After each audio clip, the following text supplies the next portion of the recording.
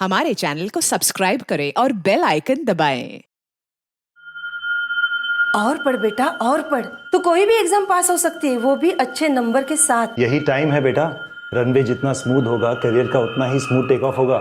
और जब तू आसमान में उड़ेगी तो ये सारी मेहनत कितनी मीठी लगेगी। पर इस वक्त 100% फोकस चाहिए। सब कुछ भुला दो, ओनली स्टडीज। आज जितना फोकस करोगी आने वाला कल उतना ही साफ नजर आएगा बेटा। Focus, concentration, competition, scholarship, parents का नाम, कॉन्फिडेंस, पे पैकेज, सक्सेस ही सक्सेस, सक्सेस, सक्सेस, सक्सेस। ज्यादातर इंसान हर वक्त एक सफल, उज्जवल और सुरक्षित भविष्य की खोज में होता है। उसे विरासत में एक जीवन मंत्र मिलता है, अपने आज का बलिदान दो, कल स्वर्ग मिलेगा। आज मेहनत की मिसाल बनो तो कल तरक्की की मिसाल कहलाओगे। लेकिन अगर कोई युवा इस खोज के बोझ तले दबकर यह मानने लगे कि सुनहरा कल सिर्फ एक मिथ्या है, तो इस खोज के बोझ के कभी हम शिकार थे और आज हमारे बच्चे उस शिकंजे में फंसे हुए हैं। और हर पीढ़ी के साथ ये बोझ दुगना तिगुना बढ़ता रहा है। इसलिए बेहद जरूरी हो जाता है कि माता पिता हमेशा सतर्क रहें, ताकि वो किसी बच्चे पर पढ़ाई के प्रेशर में उसके अंदर एम्बिशन की भावना को ही ना खत्म कर दें।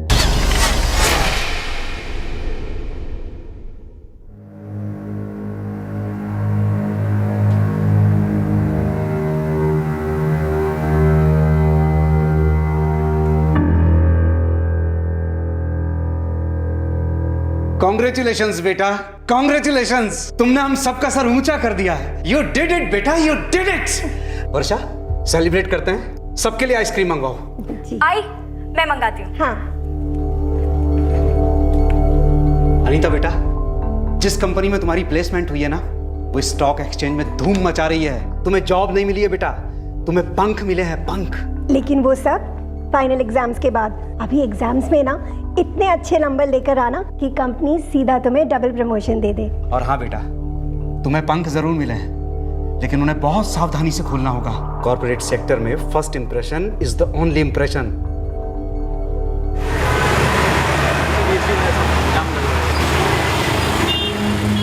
Anita, you are completely mad. 600 लोगों के कैंपस इंटरव्यू हुए थे, 12 सिलेक्ट हुए और तू उनमें से एक है। और कह रही है मन नहीं कर रहा जॉब ज्वाइन करने का।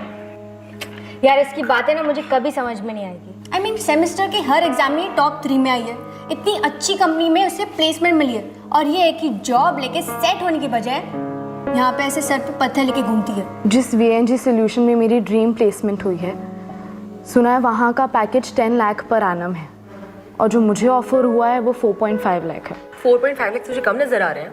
ये कुछ और नहीं, बस हमारे जख्मों पे नमक छिड़क रही है। एग्जैक्टली। तुझे लाइफ में चाहिए क्या?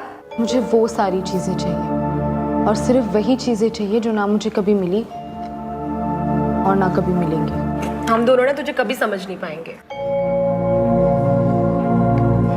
चलो मैं जा रही हूँ, बाय। अनीता जो चाहती थी वो सभी की समझ के बाहर था, क्योंकि वो खुद नहीं समझ पा रही थी, अपने आप को कह नहीं पा रही थी कि उसे वाकई में जिंदगी से क्या चाहिए। आई, तुम और बाबा रेडी रहो, मेरे ग्रेड्स गिरने वाले हैं। तू ऐसा क्यों बोल रही है? पता नहीं आई, ऐसे ही लगा मुझे। तुझे ना थोड़ा डर लग रहा है, पर बेटा ये तो अच्छा वाला डर है। ऐसी थोड़ी घबराहट, थोड़ा डर फोकस करने के लिए ना अच्छा होता है। और तुझे कोई किताबें वगैरह चाहिए तो बता देना, तेरे बाबा लेकर आएंगे। नहीं आई, कोई किताब नहीं चाहिए। आई, अगर ग्रेड्स गिर गए तो? ऐसे कैसे गिरने देंगे? आज तक कभी गिरे हैं क्या? तो ये तो फाइनल एग्जाम्स है। देख, अब पूरा खाना बनाने के बाद कोई तड़का खराब करता है?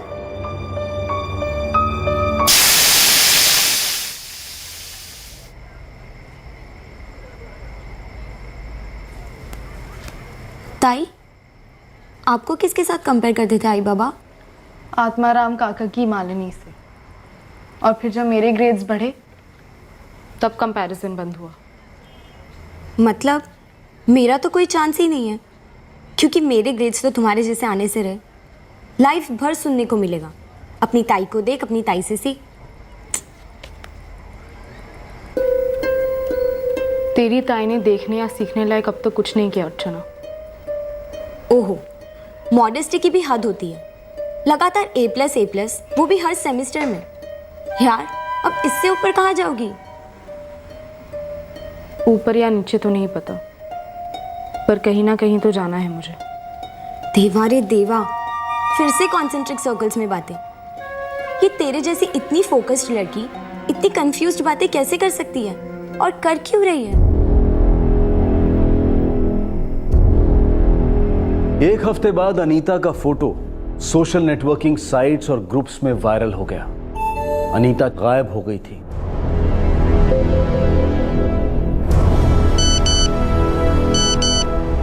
जिस दिन अनीता गायब हुई, किसी को जरा सा भी अंदेशा नहीं था कि उसके दिमाग में ऐसा कुछ चल रहा है। उसे नासिक जाना था एक फैमिली फंक्शन के लिए, लेकिन वो वहां पहुंची ही नहीं।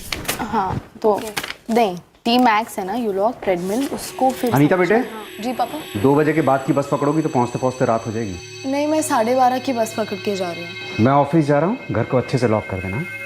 Bye Deepa, bye Khushi. Bye uncle. अरे हाँ अनीता, वो जो तुम्हें इंटर्नशिप का चेक मिला था वो तुमने डिपॉजिट कर दिया? नहीं, मैं बस स्टैंड जाने से पहले कर दूँगी। भूलना नहीं है। Bye bye. क्या यार अनीता, 3 दिन बाद एग्जाम्स हैं और तू ये शादी वादी अटेंड कर रही है। हाँ यार, और वो भी पूरा 1 दिन जाएगा। नासिक जाना है। 2, मैं परसों वापस आने वाली हूँ। माना तो स्कॉलर है, but this is too much यार। मजबूरी है खुशी, और अर्चना का कोई ड्रेस सिल कर आने वाला है, वो भी जाते हुए पिकअप करना है। नहीं की तो टूट पड़ेगी मुझ पर। चलो एनीवे, ये वाला चैप्टर फिनिश करते हैं, मुझे 11:30 बजे निकलना है। अनीता की किसी भी बात से ऐसा नहीं लग रहा था कि उसके मन में कुछ और चल रहा था। मैं ऑफिस में था सर। तकरीबन 3:30 बजे मैंने अनीता को फोन किया। The number you have called is currently switched off. Please try again later. मुझे लगा शायद बस घाट एरिया में होगी, नेटवर्क नहीं होगा। दोनों फोन स्विच ऑफ आ रहे थे सर। फिर 7 बजे शाम को मैंने फिर फोन किया, नहीं लगा। वर्षा, मेरी मिसेस को फोन किया। वर्षा, लेकिन उसने 12:30 बजे की बस पकड़ी थी। तो वो अब तक पहुंची क्यों नहीं? और उसके दोनों नंबर्स भी नहीं लग रहे। हाँ, वो अपने मोबाइल कभी स्विच ऑफ तो करती नहीं है, वो भी दोनों एक साथ। सुनिए, मुझे ना कुछ ठीक नहीं लग रहा। तू टेंशन मत ले, मैं घर जाकर देखता हूँ। पढ़ाई की टेंशन में वो निकली नहीं होगी, जॉइंट स्टडी में लगी होगी।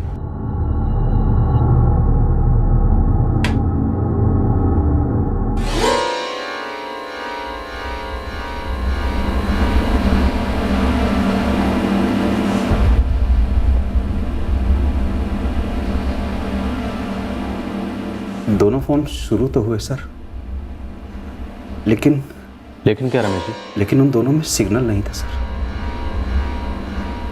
तब मुझे पता चला कि उनमें सिम कार्ड ही नहीं थे।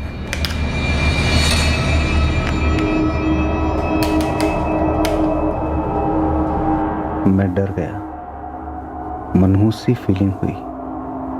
तब मुझे वो लेटर मिला।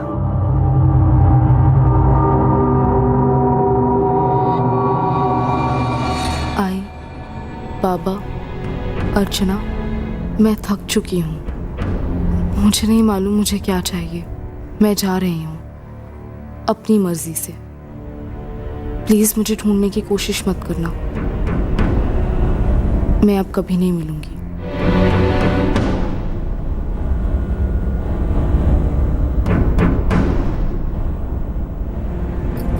आई, क्या हुआ? सब ठीक है ना? और ताई आई क्यों नहीं अब तक?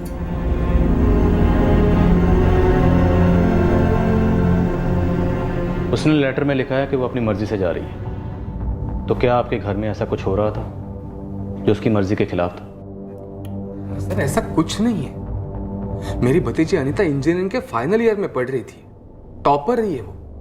और तो और 2 दिन के बाद उसका फाइनल एग्जाम शुरू होने वाला है। कैंपस सिलेक्शन में अच्छी टॉप कंपनी में रिक्रूट हो चुकी है। सच बताऊं तो सर, अनीता जैसी सीधी और सुलझी हुई लड़की ढूंढ के भी नहीं मिलेगी। लेकिन अगर अनीता जैसी पढ़ी लिखी और सुलझी हुई लड़की ये लिख कर जाती है कि मैं अपनी मर्जी से जा रही हूँ, मुझे ढूंढने की कोशिश मत करना, मैं नहीं मिलूंगी, तो उसकी कोई तो वजह रही होगी। सर, अनीता के दोनों नंबर्स की डिटेल्स अगले आधे घंटे में हमारे पास होगी। मैंने उस बैंक से ही बात की जहां वो अपने इंटर्नशिप का चेक डिपॉजिट करने वाली थी। वो जो तुम्हें इंटर्नशिप का चेक मिला था वो तुमने डिपॉजिट कर दिया? नहीं, मैं बस स्टैंड जाने से पहले कर दूंगी। सर बैंक ने डिपॉजिट हुए चेक्स में ढूंढा है, अनीता का चेक डिपॉजिट हुआ है। बैंक सीसीटीवी फुटेज भेज रही है। कहीं ऐसा तो नहीं हुआ ना कि उसने चेक डिपॉजिट किया, नासिक की बस पकड़ी और उसके बाद कुछ हुआ? रमेश जी, हम आपकी बेटी को ढूंढने की पूरी कोशिश करें, लेकिन हम और आप इस बात को नहीं भुला सकते कि लड़की बालिग है और अपनी मर्जी से घर से गई। जाने से पहले दोनों फ़ोन से सिम कार्ड निकाल के गई और सबसे बड़ी बात, लेटर छोड़कर गई।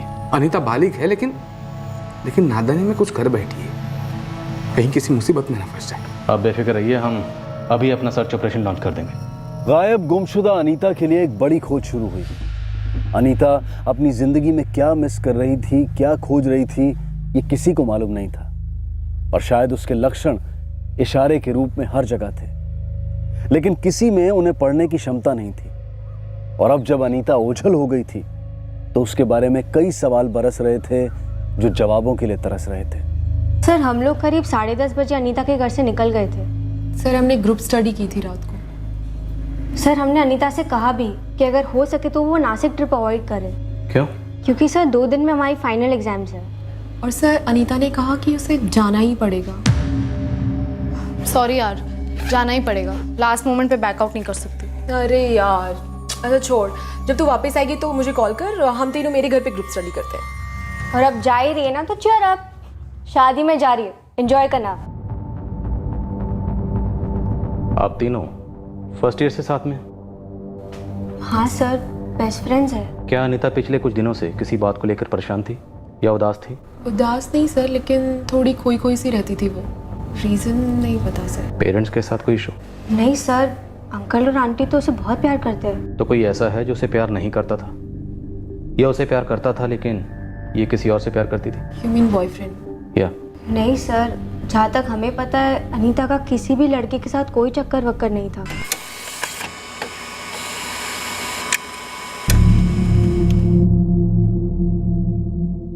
अरे कल दुपारपर्यंत घरी होती, 11:30 तक यहीं थी, बाद में निकल गई।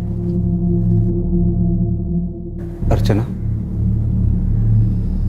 तुझे कोई हिंट दी थी तेरी ताई ने?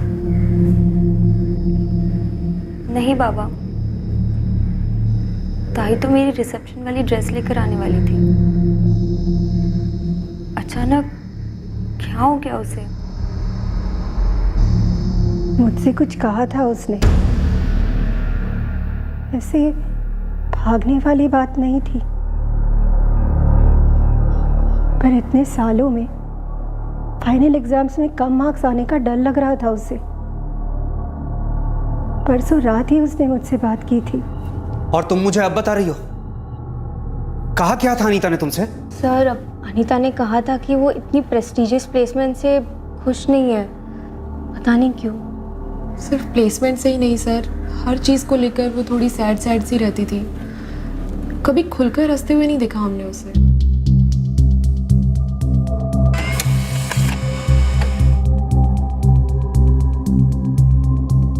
ये लड़की 11:45 पर बैंक में चेक जमा करवाने गई। Yes sir. सर एक बात और, अनीता के दोनों नंबर्स के फ़ोन रिकॉर्ड्स आए हैं और दोनों में मुझे एक बात खटक रही है। क्या? यही सर कि पिछले 1 हफ्ते में अनीता ने सिर्फ कॉल्स रिसीव किए हैं, किसी को भी कॉल्स किए नहीं है। ये लड़की शायद 1 हफ्ते से घर से भागने के बारे में सोच रही थी, या हो सकता है उससे काफ़ी पहले से ये ख्याल उसके दिमाग में पक रहा था और इस हफ्ते उबाल पर आया। सर लेकिन अगर ये खुद से होकर गई है तो इसको ढूंढना काफ़ी मुश्किल होगा। जानता हूँ ढूंढना मुश्किल होगा, लेकिन भोसले, हम ये सोचकर हाथ पे हाथ रख के तो नहीं बैठ सकते ना कि खुद से कहीं गई है। Right sir. अनीता महज 22 साल की है, एक तरह से बच्ची ही है। अभी तक उसने बहुत ही प्रोटेक्टेड और शेल्टर्ड लाइफ जी है। कुछ है जो उसे परेशान कर रहा है, जिसकी वजह से उसने ये कदम उठाया। हमें उसे जल्द से जल्द खोजना होगा। सर लेकिन इस बात की क्या गारंटी है कि वो फिर से नहीं भाग जाएगी? पहले मिले तो ये तो पता चले कि वो घर से क्यों भागी है, क्या खोजने के लिए निकली है वो।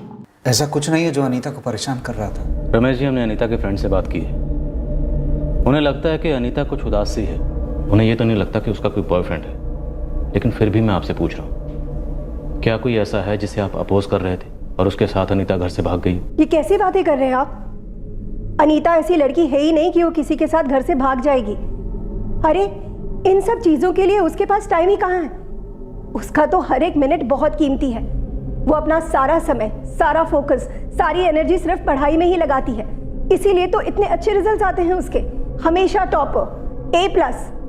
अभी फाइनल एग्जाम्स खत्म नहीं हुए हैं, लेकिन फिर भी इतनी बड़ी कंपनी से उसे जॉब ऑफर आ चुका है। उसका सब कुछ प्लान किया हुआ है। 2 साल का वर्क एक्सपीरियंस, फिर एक टॉप इंस्टीट्यूट से MBA, फिर 4 साल जॉब और फिर शादी। ये प्लान अनीता ने खुद बनाया या आप दोनों ने उसके लिए बनाया? सर आप बात को किसी और दिशा में ले जा रहे हैं। मेरे दादा और बहनी ने बच्चों के लिए क्या कुछ नहीं किया है। सर, इस घर में सब मिलजुल कर फैसले करते हैं और वो फैसले सबके अच्छे के लिए होते हैं। आप लोग पहले नासिक में रहते थे? जी हाँ, पर जब अनीता का एडमिशन इंजीनियरिंग में हो गया था तो हम दोनों ने मुंबई में ट्रांसफ़र ले लिया था, और ये आसान नहीं था सर। दोनों बच्चे कभी ये कह नहीं सकते कि उनके फ्यूचर के लिए हमने कोई कुर्बानियां नहीं दी।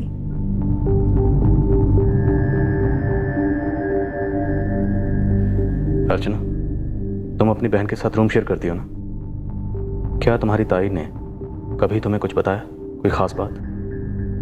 तुमने कभी कुछ देखा हो या सुना हो, कोई फ़ोन कॉल, कोई लेट नाइट SMS या ऑनलाइन एक्टिविटी? नहीं सर, मैंने कभी कुछ सुना या देखा नहीं, क्योंकि बॉयफ्रेंड जैसी कोई बात थी ही नहीं। तो फिर कैसी बात थी?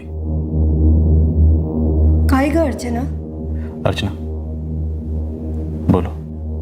मुझे बस कभी कभी महसूस होता था। क्या? यही कि कुछ तो बात है जिसके कारण ताई अक्सर पहेलियों में बातें करती है, बातों को अधूरा छोड़ती है, जैसे वो खुद किसी सवाल का जवाब खोज रही हो। क्या वो रिहाई खोज रही थी? आप कहना क्या चाहते हैं? ये घर पिंजरा है? सर, मैं सिर्फ पता लगाने की कोशिश कर रहा हूँ कि क्या आपकी बेटी के दिमाग में ऐसा कोई प्रेशर था जिससे वो आज़ाद होना चाहती थी। रमेश जी, कुछ सलाखें दिमाग में होती जिन पर प्रेशर का ताला लगा होता है। प्रेशर के नीचे कमज़ोर बच्चे अपने घुटने टेकते हैं। हमारी अनीता प्रेशर को चीरते हुए आगे निकल चुकी है, इसलिए घर से निकल गई। कुछ तो बात होगी, कोई वजह होगी ना।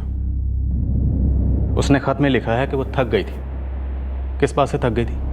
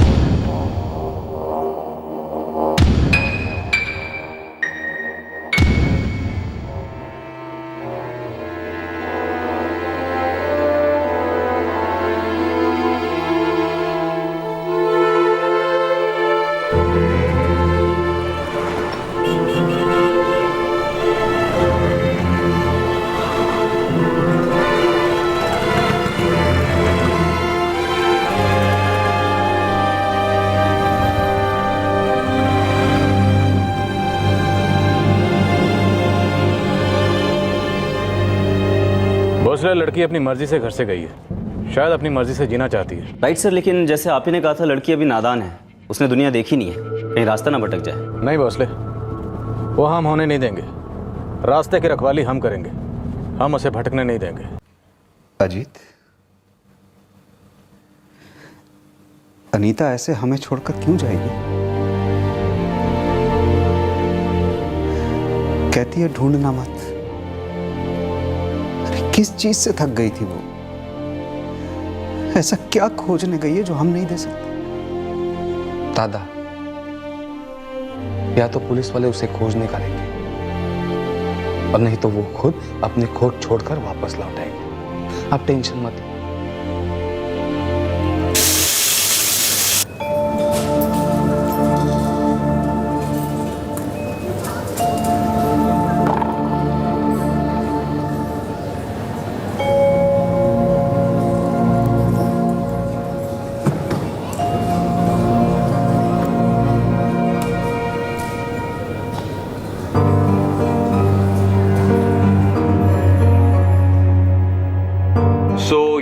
फर्स्ट जॉब होगा, राइट? Yes sir. 12 घंटे की शिफ्ट होती है यहाँ, सुबह 11 बजे से रात 11 बजे तक। सो मैं रेडी हूँ सर। और सभी फ्रेशर्स 6000 पर मंथ सैलरी से स्टार्ट करते हैं। So is that okay? Okay bye me sir. तो तुम सर्विस काउंटर पे स्टार्ट करोगी और उसके बाद let's see how you perform. Sure. तो कल मॉर्निंग से स्टार्ट करें? Yes sir. All the best. Thank you. Is that also? Yes. 2 minute लगेंगे, प्लीज आप। ओके।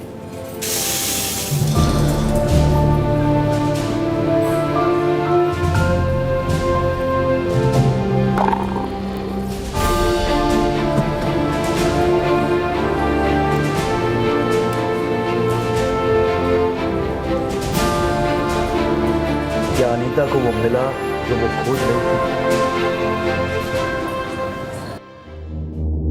दूसरी तरफ उसकी सहेलियां, उसकी छोटी बहन और उसके माता पिता एक ही सवाल का जवाब खोज रहे थे। आखिरकार अनीता उन सबको ऐसे क्यों छोड़कर चली गई? वो सभी उस तक पहुंचना चाहते थे, उसकी परेशानी को समझना चाहते थे, उसकी मदद करना चाहते थे। और दूसरे दिन पुलिस को इस बेहद सेंसिटिव केस का पहला सुराग मिला।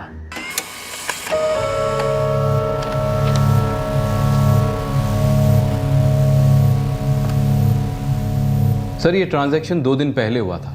आपने कहा था कि अनीता चाफेकर के अकाउंट पर टैब रखो, इसलिए हमने निकलवा के आपको भेजा। ये एटीएम ट्रांजैक्शंस अहमदाबाद में हुए हैं। इस एटीएम के एग्जैक्ट लोकेशन चाहिए मुझे और वहाँ की सीसीटीवी फुटेज भी। सर, मैं आज ही हमारे अहमदाबाद ब्रांच मैनेजर से बात करता हूँ और आपको ये फुटेज जल्द से जल्द दिलवाने की कोशिश करता हूँ। 2 दिन पहले अनीता ने अहमदाबाद के एक एटीएम से 2500 रुपये विड्रॉ किए। आप लोगों का अहमदाबाद से कोई कनेक्शन है? नहीं, अहमदाबाद में तो हमारा कोई नहीं है। हम लोग अभी अहमदाबाद के लिए निकल रहे हैं। सीसीटीवी फुटेज की मदद से हम उसे ढूंढ लेंगे। आप ज़्यादा परेशान मत होना। परेशान क्यों ना हूँ सर, मेरी अकेली बेटी अनजान शहर में। सर मैं चलूँगा आपके साथ, बच्चे के साथ बात करने में मदद मिलेगी सर।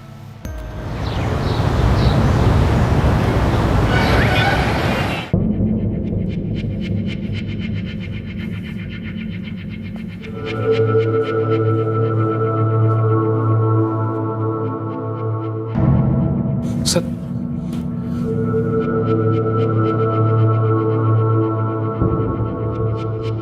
ये टीम सीजी रोड पर है।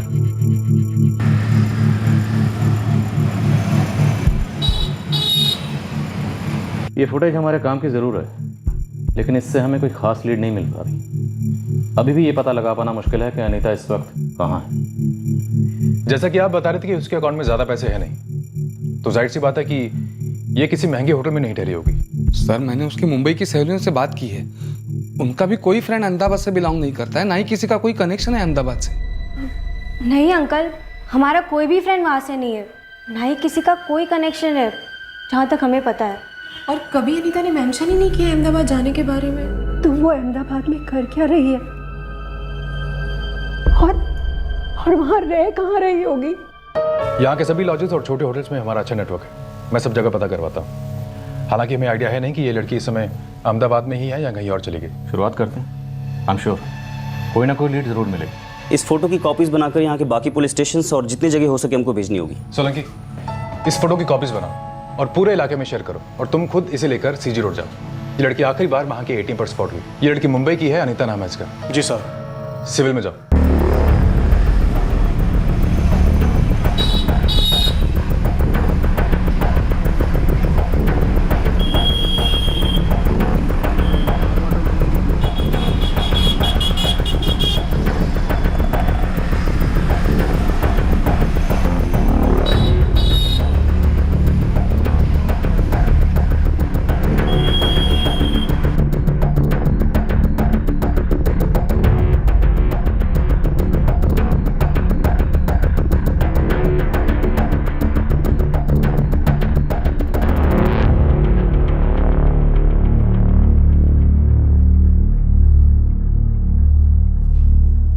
वो शायद अहमदाबाद से भी आगे निकल गई होगी। अभी तो कुछ बोल नहीं सकता रमेश दादा, लेकिन हमारे मुंबई के 2 ऑफिसर्स और यहाँ की पुलिस मिलकर काम कर रही है। अनीता के सब फोटोग्राफ्स, डिटेल सारे शहर में फैला दिए गए हैं। मैंने उसका अकाउंट दोबारा चेक किया है, 2500 के बाद कोई विड्रॉल नहीं हुआ है। आप अब वहीनी को संभालो, अर्चना को संभालो। वही कर रहा हूँ रे, लेकिन जैसे जैसे एक एक घंटा बीतता है ना, दिल में अजीब अजीब से ख्याल आते हैं।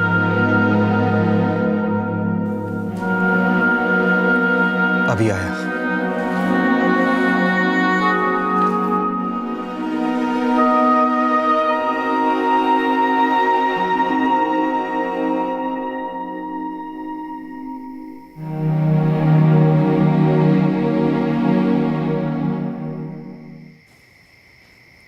अर्चना बेटे, एक बात सच सच बताइए। मैंने आपसे कभी झूठ बोला है बाबा? शायद मैंने पहले कुछ सवाल पूछे ही नहीं। कैसे सवाल बाबा? अब आप ताई जैसे बात कर रहे हो। क्या तुम हम दोनों से, तेरी आई और मुझसे नाराज हो? नहीं बाबा, नाराज कशाला होणार मी? किसी भी कारण बेटा, थोड़ा भी कुछ हमने किया नहीं किया, बोला नहीं बोला,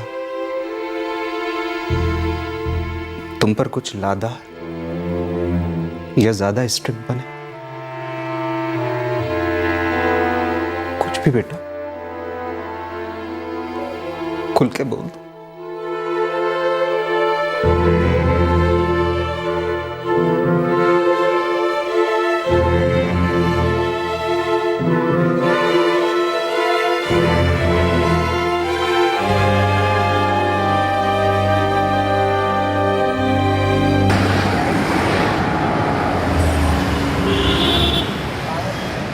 साहब, सीजी रोड पे भगत मोबाइल शॉप है और दुकान के मालिक भगत ने लड़की को पहचान लिया है। क्या खरीदा वहां से, फोन या सिम कार्ड? नहीं साहब, सिम कार्ड तो नहीं खरीदा, लेकिन 1500 रुपए का मोबाइल खरीदा है और बिल मेरे सामने है। उस बिल पर उस इंस्ट्रूमेंट का IMEI नंबर जरूर लिखा होगा। हाँ लिखा है साहब। बिल लेकर जल्दी यहाँ। और एक बात है साहब। क्या? दुकान के मालिक ने दुकान के बाहर CCTV लगा रखा और मैंने उस दिन का सारा फुटेज उसको ट्रांसफर करने को बोला है। जल्दी लेकर आओ यहाँ। सर ये रहा बिल।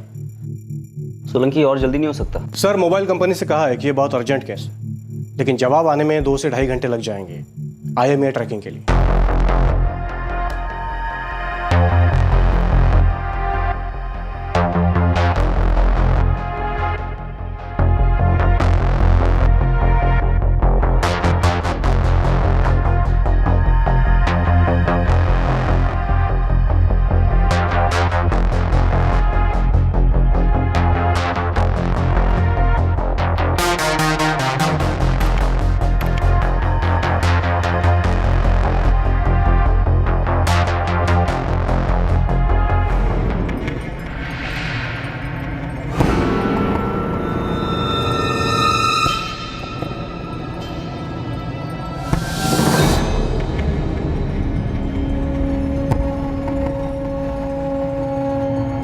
सर मैंने तो पहले कभी नहीं देखा इसे।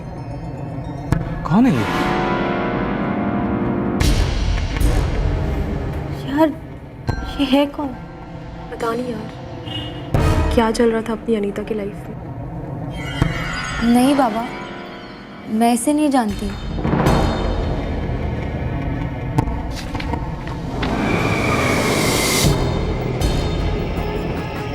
महेश बंसाली नाम है सर। बाइक उसी के नाम पर रजिस्टर्ड, एड्रेस फोन नंबर सब है फॉर्म पर। फोन करते हैं।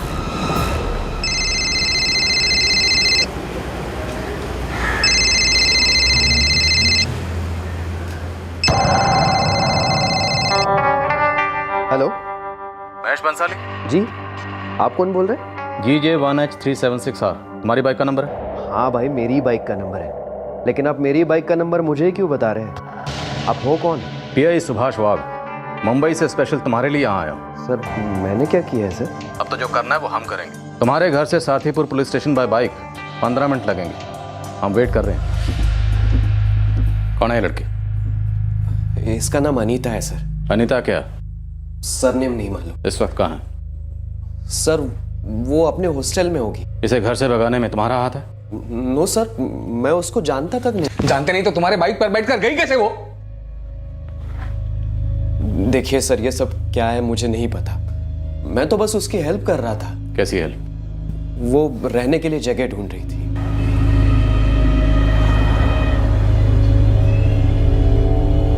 Excuse me. यस। पता नहीं कैसे पूछूं आपसे, बहुत ऑकवर्ड लग रहा है। क्यों, क्या बात है? वो एक्चुअली ना मैं शहर में नहीं आई हूँ और रहने की कोई जगह खोज रही हूँ। आपको यहाँ आसपास कोई हॉस्टल पता है? वर्किंग वुमेन हॉस्टल जैसा कुछ, लो से लो बजट और डिसेंट एंड सेफ। वैसे आप करती क्या? Love and latte coffee shop है ना यहाँ पर, अभी अभी मुझे वहाँ जॉब मिली है। वैसे यहाँ पास में एक लेडीज़ हॉस्टल है। कहाँ? यही यूनिवर्सिटी के पास। आप मुझे यूनिवर्सिटी तक का रास्ता बताएंगे? एक्चुअली मैं भी यूनिवर्सिटी के पास ही जा रहा हूँ। इफ़ यू वांट मैं आपको ड्रॉप कर सकता हूँ। Thank you so much. आपको कोई प्रॉब्लम तो नहीं होगी? No no, please sit. Sir, उस हॉस्टल में मेरे ऑफिस की कुछ लड़कियाँ रहती हैं। मैंने मेरे कलीग को फ़ोन किया और उसका एडमिशन वहाँ करवा दिया। सोशल वर्कर हो? नो सर, मैं तो बस उसकी हेल्प कर रहा था। यहाँ तक कि उसके पास डिपॉजिट के पैसे भी नहीं थे। वो भी तुमने दिए? हाँ सर, मैंने ही दिए।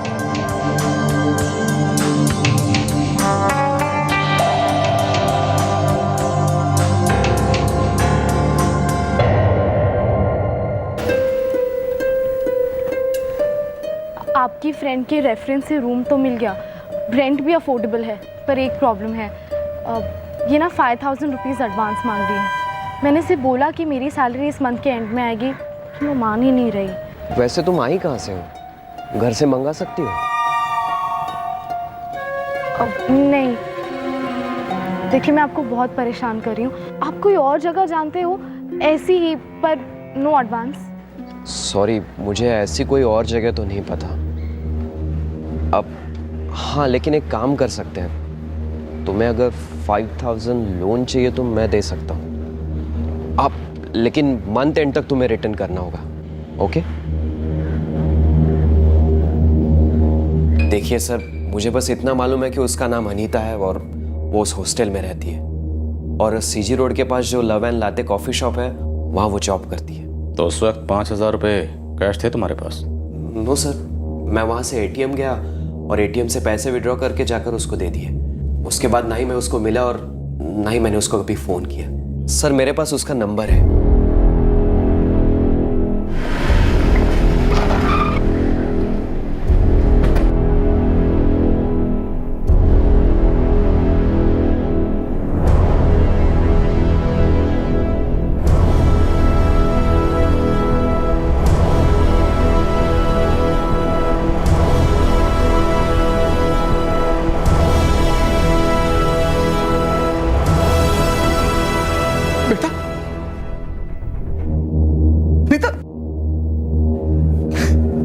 ठीक तो है ना बेटा?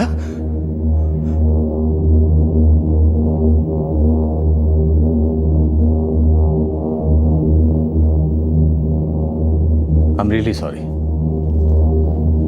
हम सब ने आपको गलत समझा। नो प्रॉब्लम सर, मैं समझ सकता हूँ कि ज़माना कितना गलत चल रहा है। आजकल बिना किसी मतलब के कोई किसी की हेल्प नहीं करता। शक तो हो गई। Well done. Thank you sir. Sir, मैं अभी निकल सकता हूँ? ऑफिस के लिए सॉलिड लेट हो रहा हूँ। श्योर। महेश। हाँ सर। मैं आपका फ़ोन नंबर और एड्रेस अनीता के घर वालों को दे दूंगा।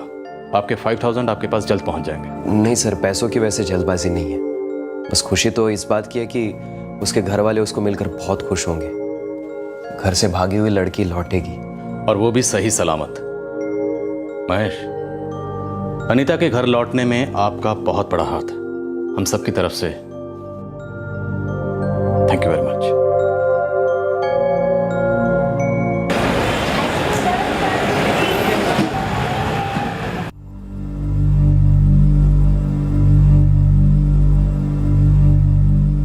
आई एम सॉरी सर,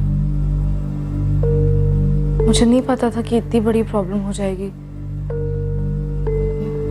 मैं तो साफ साफ लिख के गई थी कि मैं अपनी मर्जी से जा रही हूँ। जो कि किसी को साफ समझ में नहीं आया, क्योंकि शायद तुम ही साफ नहीं जानती थी कि तुम घर छोड़कर क्यों जा रही हो। सर, मुझे ब्रेक चाहिए था। ब्रेक? लेकिन तुमने तो खत में साफ साफ लिखा था कि तुम हमेशा हमेशा के लिए घर छोड़कर जा रही हो। तुम्हें ढूंढने की कोशिश ना की जाए, तुम्हें आज़ादी चाहिए थी, फ्रीडम। फ्रीडम वो क्या होता है सर? तो मैंने कभी महसूस ही नहीं किया। मुझे तो सिर्फ प्रेशर पता है। नॉन स्टॉप पढ़ाई करो, अच्छे मार्क्स लाओ और जीना पोस्टपोन कर दो, ताकि फ्यूचर सिक्योर हो। लेकिन फ्यूचर और सिक्योर का तो 36 का आंकड़ा है। जब तक आप फ्यूचर में पहुंचते हो, फ्यूचर ही नहीं रहता ना। फिर आप सैक्रिफाइस करते हो, जीना छोड़ देते हो। मैं बहुत थक गई थी इन सब चीज़ों से,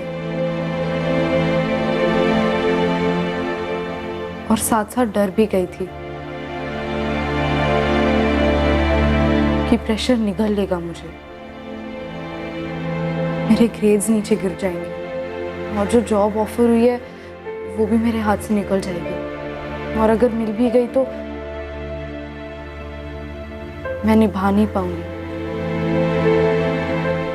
मैं बहुत कंफ्यूज हो गई थी सर। तुम घर से क्यों भागी?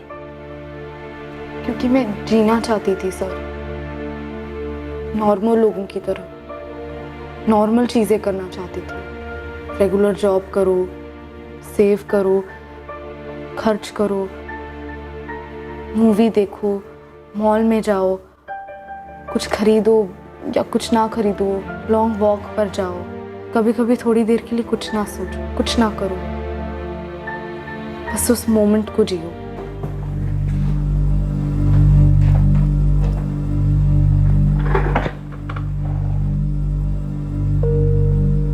अनीता, मेरे 2 छोटे छोटे बच्चे हैं।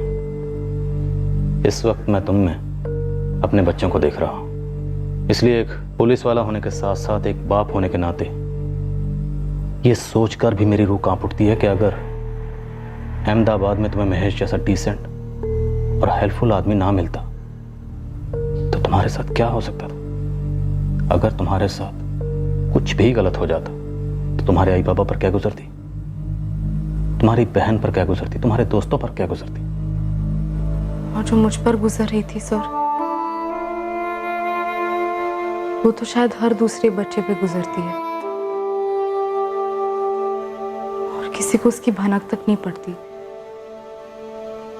मुझे भी नहीं पड़ी, सिर्फ प्रेशर फील होता था, और मन में जो भी बातें कहने को होती थी, प्रेशर उसे क्रश कर देता था। तुम मत होने दो क्रश।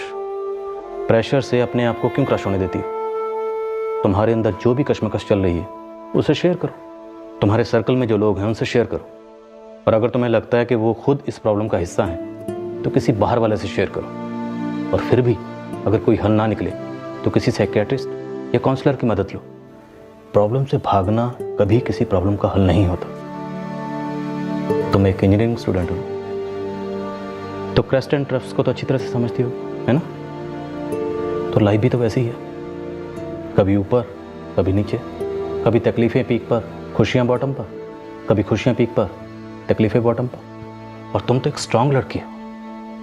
अहमदाबाद जैसे अनजान शहर में जाकर तुमने खुद के रहने के लिए एक जगह ढूंढ ली, जॉब ढूंढ ली, काबिल तारीफ है। सर एक बात बोलूं? बोलो। मेरा लाइफ में सुसाइड करने जैसा कोई प्लान नहीं था, और ना ही कभी होगा। मैं तो बस एक नॉर्मल बैलेंस्ड जीने वाली लाइफ चाहती हूँ। अब एक बात मैं बोलूं, अपने आई बाबा को अपना दोस्त बनाकर देखो, अपना भरोसेमंद दोस्त। उनसे बात करो, अपनी प्रॉब्लम उनसे शेयर करो। हर प्रॉब्लम का कोई ना कोई सोल्यूशन जरूर होता है। और रही गलतियों की बात, तो गलतियां तो हम सब करते हैं ना। इनफैक्ट एक गलती को सुधारने के बाद दूसरी गलती कर सकते हैं। ये भी क्रेस्ट एंड ट्रफ्स की तरह ही है ना, जिसे मैनेजेबल रेंज में रखा जा सकता है ना?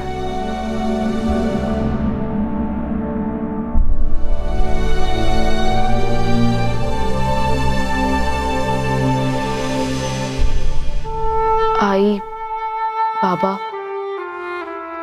अर्चना, अजीत काका, I'm really sorry. प्लीज मुझे माफ कर दीजिए। सॉरी तो हम भी हैं बेटा, हमें माफ कर दो। अब से हम एक दूसरे को और बेहतर समझने की कोशिश तो कर ही सकते हैं ना।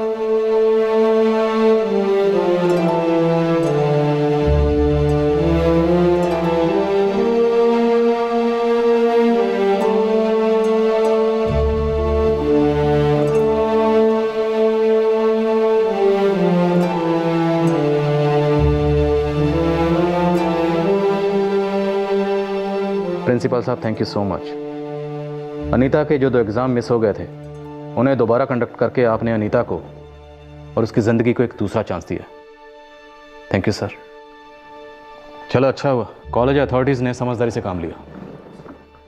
हो सकता है इस बार अनीता के ऑल ओवर ग्रेड्स कम आए, लेकिन आगे चल के ज़िंदगी के एग्ज़ाम में अनीता डिस्टिंक्शन में पास होगी। अनीता और उसके माता पिता ने तय किया कि अब उनके बीच और खुलकर बातचीत होगी और जिंदगी एक नए सिरे से जी जाएगी। जरूरत पड़ी तो वो लोग काउंसलर की मदद भी लेंगे।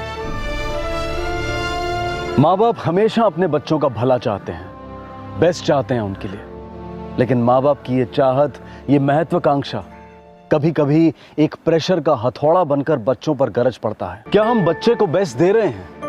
क्या बच्चा अपना बेस्ट कर रहा है? इस बेस्ट को समझना आसान नहीं है। शायद ये बेस्ट कोई मंजिल नहीं बल्कि एक नामुमकिन सा रास्ता है जिस पर कई मुसाफिर फिसलते हैं, टूट जाते हैं, खासकर कोमल दिमाग और नरम दिल वाले टीनेजर्स। मेहनत और लगन से तरक्की हासिल करना बहुत ही काबिले तारीफ काम है, लेकिन अपने आप को खुशी देने वाला काम करना भी एक तरह से तरक्की हुई ना। अच्छे नंबर बहुत अच्छे होते हैं, इसमें कोई शक नहीं, लेकिन जिंदगी को नंबरों में कैसे तोला जा सकता है, कैसे बांधा जा सकता है? अच्छे ग्रेड्स इंसान की हर खूबी, हर हुनर, हर गुण का प्रमाण कैसे हो सकते हैं? सिर्फ 75 के ऊपर के नंबर ही अहम नहीं होते, बल्कि हर नंबर की अपनी अहमियत है। कई बार सुनने में आता है कि जो जीता वही सिकंदर। इस पर चर्चा की जा सकती है, पर यह भी समझना जरूरी है कि जो जीता है वो भी सिकंदर ही है, यानी कि जान है तो जहान है। फिर मुलाकात होगी अगले एपिसोड में और खुलासा करेंगे एक और जुर्म का। तब तक सतर्क रहें, सुरक्षित रहें और देखते रहें क्राइम पेट्रोल सतर्क। सबक एक को, सीख हम सबको। जय। For more updates, subscribe to our channel, click the show links and enjoy watching the videos.